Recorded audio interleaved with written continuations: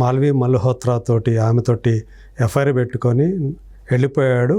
తను ఒక 15 కుక్కలు తను పెంచుతున్నాడు, వాటి పోషణ బాధ్యత కూడా నేనే చూసుకోవాల్సి వస్తూ ఉంది అని చెప్పి కూడా చెప్పింది కదా ఆమె. సార్ మనం నమ్మడానికైనా ఉండాలి సార్. మాల్వి మల్హోత్రా రాజ్ తరుణ్ ఎందుకు చేసుకుంటారు సార్? ఆవిడ ఆస్తి ఈయనకన్నా చాలా ఎక్కువ. రాజ్ తరుణ్కి 10 కోట్ల ఆస్తి అంతే. అది కూడా అందులో పాపం ఒక ఇల్లు ఒకటి, అది కూడా ఇది ఆక్రమించేసింది ఇప్పుడు. ఇంకేదో ఉంటే అది చిల్లర 5 కోట్లు ఉంటుంది. ఆస్తి పక్కన పెట్టండి, ఈయన పెద్ద హీరో ఏమి కాదు కదా, ఏదో యావరేజ్గా ఉంది. ఇప్పుడే కెరీర్ కొంచెం బెటర్లో అవుతుంది. అండ్ ఆవిడ క్లియర్గా మీడియా ముందు చెప్పింది, నాకు ఆయనకి ఎటువంటి సంబంధం లేదు అని చెప్పింది. ఇప్పుడు అంత చెప్పిన ఆవిడ మళ్ళీ సిగ్గు లేకుండా పెళ్లి చేసుకొని ముందుకు వస్తే మీడియా వాళ్ళు నిలదీరా? ఆ మాత్రం కామన్ సెన్స్ అయినా ఉంటుంది కదా ఎవరికైనా.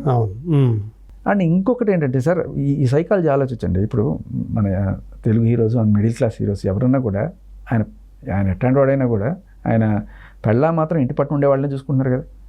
మన పెద్ద హీరోల దగ్గర నుంచి తీసుకోండి, ఎన్టీఆర్ అయినా, రామ్ చరణ్ అయినా, ఇంకా ఎవరైనా పెద్దవాళ్ళు, ఎవరో ఒకళ్ళు 2 ఎక్సెప్షన్లు తప్ప జనరల్ సైకాలజీ ఏంటి, ఇంటి పట్టున ఉండే భార్య కోసమే చూసుకుంటారు. ఎల్స్ అట్లీస్ట్ మూవీ నేపథ్యం లేని వాళ్ళనే చూసుకుంటారు. ఎందుకంటే రేపు వేరే వాళ్ళతో ఏదో కిస్సింగ్ సీన్లు అలాంటివి యాక్ట్ చేసినప్పుడు అందరూ అంత ఈజీగా తీసుకోలేరు జనరల్లీ. అంటే ఇక్కడ సమానత్వం ఆ ఇష్యూ వేరే. బట్ మీరు గమనిస్తే సైకాలజీ 90% ఆఫ్ ద హీరోస్, కొంతమంది 10% ఆఫ్ ద హీరోస్ లేదు ఆవిడ స్టార్ నేను స్టార్ ఇద్దరం పెళ్లి చేసుకుని అట్లాంటివి నిలబడిన కూడా లేవు, వాళ్ళు విడాకులు తీసుకుని పొట్లాడుకున్న సుంచి చూడడం మనం చూసి it's a common sense. Raj Tarun మల్హోత్రాని చేసుకోవడం అనేది ఇంపాసిబుల్ థింగ్. ఆయన చేసుకుంటే ఒక పద్ధతైన ఇంట్లో ఉండే అమ్మాయినో, లేకపోతే మూవీ నేపథ్యం లేని అమ్మాయినో, ఓ బిజినెస్ అయినా, లేకపోతే జాబ్ చేసే, మనం చెప్పలేం కదా. అది అతని ఇష్టం, ఎవరిని చేసుకోవాలి ఏంటి అనేది మనం చెప్పలేం కాబట్టి. కాదు, నేను ఇంటర్వ్యూ చేసినప్పుడు తను మాట్లాడిన మాట సార్ అది. రాజ్ తరుణ్ మీతో చెప్పాడా? ఓకే. ఇప్పుడు సరదాగా జోకులు కూడా వేసుకున్నాం మేము కూర్చొని మాట్లాడుకున్నప్పుడు. నేను ఏంటి పెళ్లి సంగతి ఏంటి, డ్రీమ్ బాయ్ అయిపోయేది ఇది అంటే 27కి చేసుకుంటాను ఎప్పుడు చాలా అడుగుతాను. 27 అప్పటి నుంచి అనేవాడు 27 అని. అంటే అతనికి ఏజ్ 27 లేకపోతే 2027? 27 ఇయర్స్కి పెళ్లి చేసుకుంటానని. అంటే నువ్వు ఏ ఏజ్లో అయినా పెళ్లి చేసుకో, 27కి మాత్రం పెళ్లి చేసుకోకు, బుక్ అయిపోతావు అన్న. ఎందుకంటే 27 అంటే హిందీలో సత్తాయిసి నేను ఫుల్గా సత్తాయిస్తానన్న. నేను నోటితో ఏ మాటలను పాపం నిజంగానే సతాయింపులకు గురవుతున్నాడు ఆయన. సో అలా సరదాగా ఉండేది మాకు. వీ హ్యావ్ సమ్ ఇది అనమాట. తనకి ఇలాంటి అమ్మాయిని మూవీలో ఉండే వాళ్ళని ఖచ్చితంగా చేసుకోడు. I know for that should. అది నాకు తెలుసు అండ్ అందరికీ తెలుసు. And impossible sir. మాల్వి మల్హోత్రాని పెళ్లి చేసుకోవడం ఇంపాసిబుల్. ఆవిడతో రిలేషన్లో ఉన్నమాట కూడా పచ్చి అబద్ధం. ఓకే, పచ్చి అబద్ధం.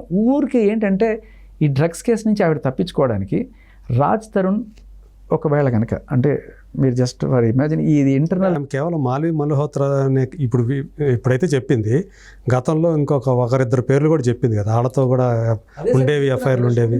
రాగానే జరిగే సన్మానం అదే ఈయనకి. అంతేకాదు ఈయన ఫోన్ నెంబర్లు తీసుకొని, వాళ్ళ ఫోన్ నెంబర్లు, డైరెక్ట్ ఫోన్ నెంబర్లు, ప్రతి ఒక్కళ్ళ ఫోన్ నెంబర్లు తీసుకొని, ఎవడు ఫ్రెండ్ అనేవాడు ఈయనకు ఉండకూడదు ఈమెకి తెలియకుండా. ప్రతి ఒక్కరికి ఫోన్ చేస్తుంది, ప్రతి ఒక్కరి ఇదే నేనైతే వాడుకున్నాడు, వాడు ఎట్లా చేశాడు కదా, చెప్పు అబద్ధాలు చెప్పకు, వీడు అట్లాంటి వాడు ఇట్లాంటి వాడని. ఈయన గురించి మాల్వికి కూడా ఇదే టైప్లో చెప్తా ఉంటుంది. మాల్వికే కదా సార్, ఈయన సినిమాలో నటించిన ప్రతి హీరోయిన్తోనూ ఇదే బిహేవియర్ అనమాట. పచ్చిగా వాళ్ళని తిట్టడము, లేకపోతే ఈయన గురించి పచ్చిగా తిట్టడం.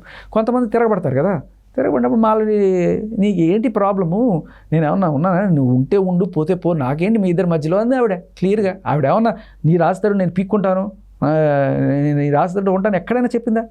అదే నువ్వు చెప్తుంది ఎక్కడ క్లియర్గా. ఎందుకు నా పేరెందుకు లాగుతారని కూడా చెప్పింది ఆమె. మీ ఇద్దరి మధ్యలో నా పేరెందుకు లాగుతారని కూడా చెప్పింది ఆమె. కామన్ అంటే సార్ మీడియాకి ఒక ఇది కావాలి, రాజ్ తరుణ్ మాల్వి మల్హోత్రా ట్రయాంగిల్ అనేసుకోవడానికి. అంటే పోలీసులు రాజ్ తరుణ్కి నోటీసులు పంపించారంటే వాళ్ళ దగ్గర ప్రాథమిక ఆధారాలు ఉంటేనే కదా ఆమె ఏవైతే ఆరోపణలు చేసిందో. సో BNSS 45 సెక్షన్ కింద వాళ్ళు నోటీసులు ఇచ్చారు కదా, అందులో 493 అనేది ఒకటి పెట్టారు. అంటే వంచి మోసం వంచి తనతో గడిపి 2 సార్లు అబార్షన్ చేయించి వంచనకు గురైంది పోలీసులు సార్. ఫ్యాక్ట్స్ అన్ని దాచిపెట్టి, ఇంతకుముందు ఆవిడ మీద ఉన్న కేసులు, డ్రగ్స్ కేసులు సరే. అంటే ఇప్పుడు ఈ విచారణలో వాళ్ళకి ఇవన్నీ తెలియకుండా ఉన్నాయి అంటారా? అదే కదా సార్ విచిత్రం. అంటే డ్రగ్స్ కేసుకి దీనికి సంబంధం లేదు, పక్కన. అవును, అది వేరే. నువ్వు ముద్దాయి అది. కానీ ఒకటి మాత్రం ఫర్ షూర్, డ్రగ్స్ బిహేవియర్ మనం రూల్ అవుట్ చేయలేం.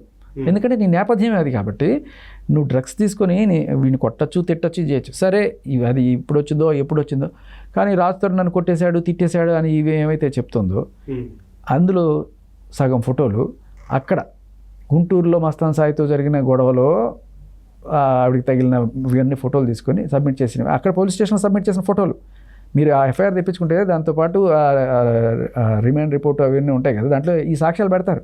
ఆ ఫోటోలు ఉన్నాయి. ఆ ఫోటోలు తీసుకొచ్చి ఇక్కడ వీడిని కొట్టాడని చెప్తుంది. అంటే ఒకటే ఫోటో, రేపు మీరు కొట్టారు నేను కొట్టారని కూడా చెప్పచ్చు. ఆ ఫోటో మాత్రమే కనబడుతుంది. ఈమెకి సంబంధించిన ఫోటో మాత్రమే కనిపిస్తుంది. సో అది యాక్చువల్ ఇక్కడది కాదంటారు. అది అసలు రాజ్ తరుణ్ చెయ్యెత్తే మనిషే కాదు సార్ ఏ రోజు కూడా.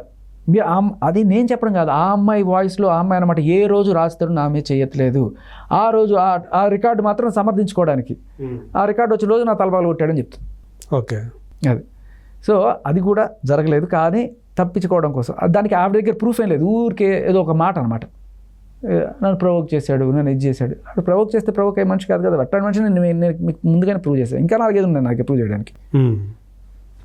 అసలు మీరు ఎందుకు వీళ్ళ కేసు గురించి ఇంత ఇంట్రెస్ట్ చూపించి ఇదంతా కూడా ఎందుకు ఈ పరిశీలన అంతా చేయటం ఇదంతా కూడా?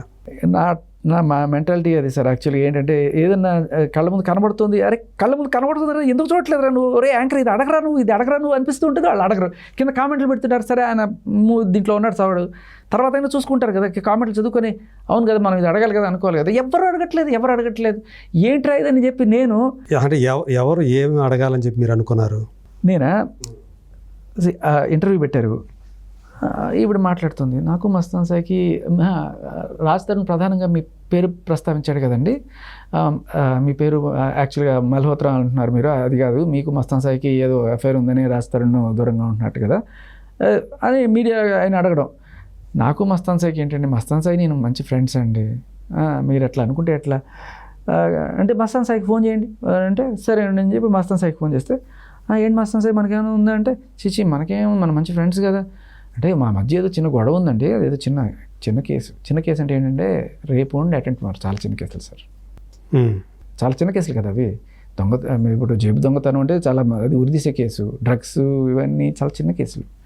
సో వాళ్ళిద్దరి మధ్య ఉన్న కేసు అదనమాట, చిన్న కేసులు అంటే అని చెప్తే ఈ యాంకర్ ఓకే అంటే అది ఏంటి అని ప్రూవ్ చేయాలి అక్కడ, అదొకటి. ఇలా ఒకటే కాదు, ఇలా వచ్చినప్పుడు ఎలా ఇంకా కేసు ఉందా అయితే ఏంటి అని నేను అక్కడి నుంచి ఎత్తడం మొదలెట్టా. సో మధ్యలో ఎక్కడో గుంటూరు అన్నారు, ఓహో గుంటూరా ఓకే, గుంటూరులో ఏపీఎస్ తెలియలే, చాలా రోజులు దానికోసం తిరిగా మొత్తం దొరికింది. సో అలా I could get the details. But ఇది ఏంటంటే out right psycho, blackmailing, extortion, దీంతోపాటు డ్రగ్స్, ఇంకా మీకు తెలిసినవి ఇప్పుడు దాకా ఉన్న ఇవే Mastan Sai case and drugs case ఇవే అనుకుంటున్నారు. ఇది కాకుండా అన్నిటికంటే దారుణమైన ప్రూఫ్ సార్ ఇది.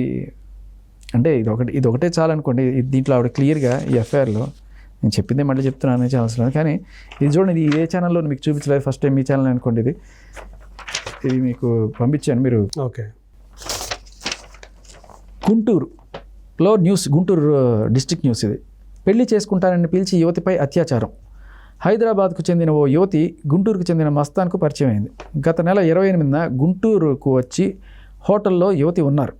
పెళ్లి చేసుకుంటాను అని చెప్పావు కదా, చేసుకుందామని ఆ యువత అడిగితే మస్తాన్ నిరాకరించాడు. ఈ విషయంపై వాళ్ళిద్దరికీ ఘర్షణ జరిగింది. దీంతో మస్తాన్ ఆ యువతిని కొట్టి అత్యాచారం చేసి హత్య చేసేందుకు యత్నించగా ఆమె కేకలు వేయడంతో సిబ్బంది వాళ్ళు వచ్చి ఆమెను రక్షించి బాధితులతో పోలీసులకు ఫిర్యాదు అందించారు. ఇది ఓకే, అప్పుడు జరిగినటువంటి ఇది న్యూస్. అది ఎప్పుడు సంవత్సరం ఏమైనా ఉందా దాంట్లో? 2023 మార్చి 31న ఇన్సిడెంట్ జరిగింది. ఇది ఏప్రిల్ 1న వచ్చిందనమాట. అంతా అయిపోయిన తర్వాత సార్ అంత దారుణాన్ని కేసు పెట్టి ఇక్కడ ఆవిడ మన పెద్ద మీడియా ముందుకు వచ్చిన అతనికి నాకు ఏం లేదండి, అంత ఉత్తుత్తి తినేయండి అంటే నువ్వు వాడి మీద పెట్టిన కేసు వాడికి తగిన అంటే నిజంగా జరిగింది అదే. వాళ్ళిద్దరికీ సంబంధం ఉంది. ఇది ఆ కేసు అదే ఆమెకి సంబంధించింది అనేది ఎట్లా తెలిసింది మీకు? అది దాంట్లో పేర్లు ఏం లేవు కదా, ఓన్లీ మస్తాన్ పేరు మాత్రమే ఉంది కదా. మస్తాన్ అదే కదా ఆ డేట్, దాని మీకు ఎఫ్ఐఆర్ ఉంది కదా క్లియర్గా, ఎఫ్ఐఆర్ అండ్ రిమాండ్ రిపోర్ట్ ఉంది కదా. ఓకే, చాలా క్లియర్గా ఉంది కదా, మీకు ఇది చూసుకోండి. మీకు ఇప్పుడు ఎఫ్ఐఆర్ కూడా చదువుతాను, మీకు ఇప్పుడు కావాలంటే మీరు కంప్లీట్ చెక్ చేసుకోవచ్చు. ఎందుకంటే మనకు తెలిసిందే కదా మీడియాలో అమ్మాయిల పేర్లు వేయరు, సో అందుకని ఇది మస్తాన్ పేరు వేశారు కాబట్టి ఇంకా ఇట్స్ సో దానికి క్లియర్గా అది ఇదే కేసు అనేది. సో ఈ దీంట్లో ఆవిడ క్లియర్గా రాసింది, నాకు మస్తానికి ఇతను పరిచయం చేశాడు, ఉన్నితిరెడ్డి పరిచయం చేశాడు, అంటే A1 డ్రగ్స్ ముద్దే పరిచయం చేసిన తర్వాత ఇద్దరం కలిసి 1 నెల రోజులు తిరిగాము. తర్వాత నేను అతని లవ్ని యాక్సెప్ట్ చేశాను, అతని లవ్ ప్రపోజ్ చేస్తే. ఇప్పుడు రాజధానితో రిలేషన్లో ఉన్నానని మనకి చెప్తూ బొంకుతున్న అబద్ధాల్లో ఎట్లా ఒప్పుకుంటారు సార్ వాళ్ళతో లవ్లో ఉండి?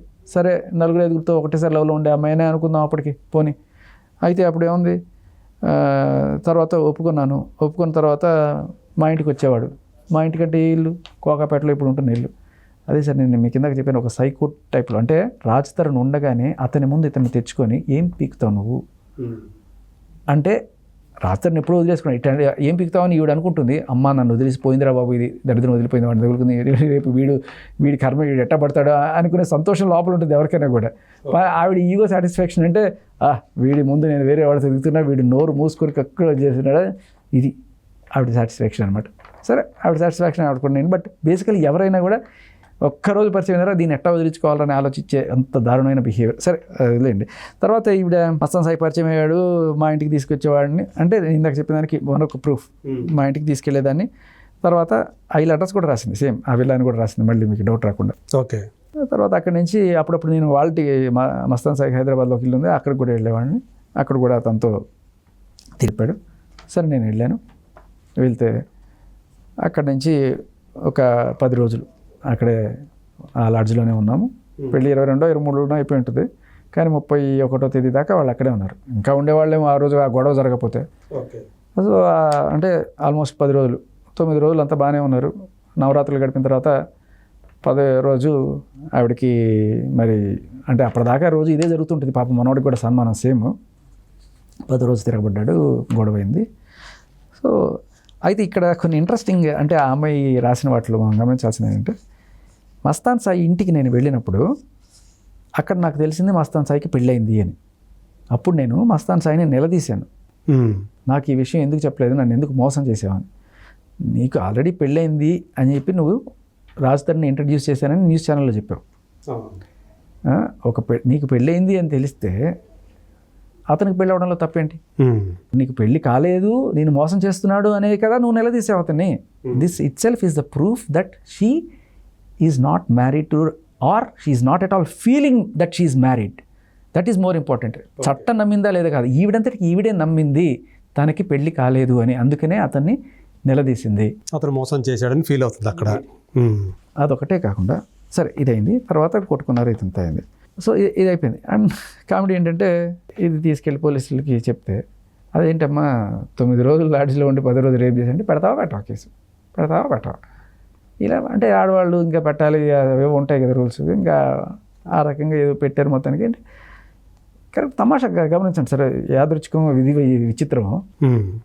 కేసు అంటే 31వ తేదీ తర్వాత ఏప్రిల్ 1 పోలీసులతో ఏప్రిల్ ఫుల్ ఆడుకుంది ఆవిడ. ఓకే, అంతే కదా. ఇప్పుడు వచ్చి నాకు ఆయనకి ఏం లేదండి, మేమంతా బాగానే ఉన్నాం అంటే, నువ్వు పెట్టింది ఏంటి, రేప్ కేసు మర్డర్ కేసులు పెట్టేసి ఏం లేదంటే, అంటే ఒక్కసారి మీ వ్యూ చెప్పండి సార్ దీని మీద. నేను ఒకసారి నేనేమన్నా అది నిజమా, ఇప్పుడు అది జరిగింది అయితే ఎవరు కూడా దాన్ని ఆ బిహేవియర్ని యాక్సెప్ట్ చేయరు కదా. ఏమనుకుంటారు, మనల్ని ఇంత ముద్దుగా వాడు ఫూల్ చేసిందని ఫీల్ అవుతారు కదా. ఏం చేస్తారు అప్పుడు మీరే పట్టాపురం ఎస్ఐ ఈ కేసు షాక్ అవుతారు కదా, షాక్ అయ్యి వదిలేస్తారా? టైంని తప్పుదోవ పట్టించడం ఇవన్నీ కదా, దీనికి ఏమి శిక్ష ఉండదా సార్? నాకు డౌట్.